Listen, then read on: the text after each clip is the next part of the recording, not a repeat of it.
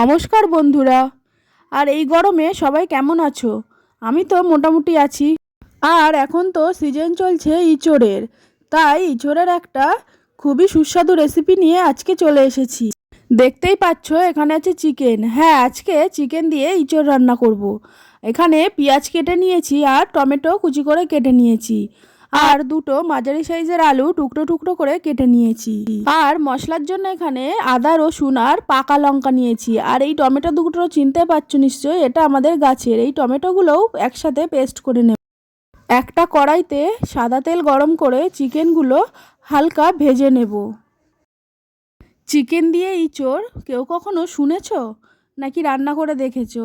তো একদিন বাড়িতে রান্না করে দেখো, খুবই ভালো লাগে খেতে। এবারে সেই কড়াইতে সর্ষের তেল গরম করে তার মধ্যে একে একে তেজপাতা, জিরে, পেঁয়াজ কুচি আর টমেটো কুচি দিয়ে ভালো করে লাল লাল করে ভেজে নিলাম।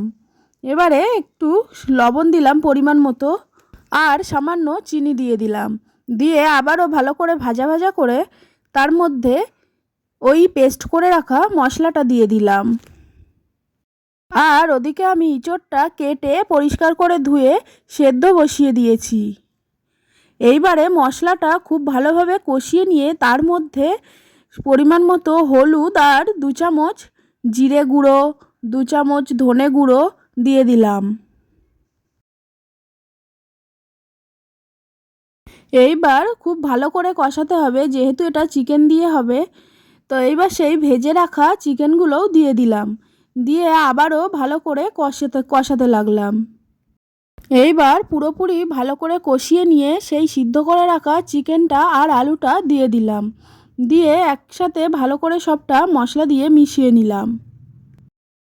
আর এটা না খুব ভালো করে কষাতে হবে, যেহেতু চিকেন দিয়ে হবে, চিকেনের একটা গন্ধ আছে। তো এইবারে ওর মধ্যে আমি ভালো করে কষানোর পরে আবার চিকেন মশলা দিয়ে দিলাম। চিকেন মশলাটা দিয়ে আবারও কষাতে লাগলাম। এটা কষানোর ওপরেই রান্নাটা হয়ে যাবে। এইবার আমি সামান্য পরিমাণে জল দিয়ে দিলাম, বেশি দেব না, এটা কষা কষা রান্না হবে। তো জল দিয়ে একটা ঢাকনা দিয়ে ঢেকে দিলাম।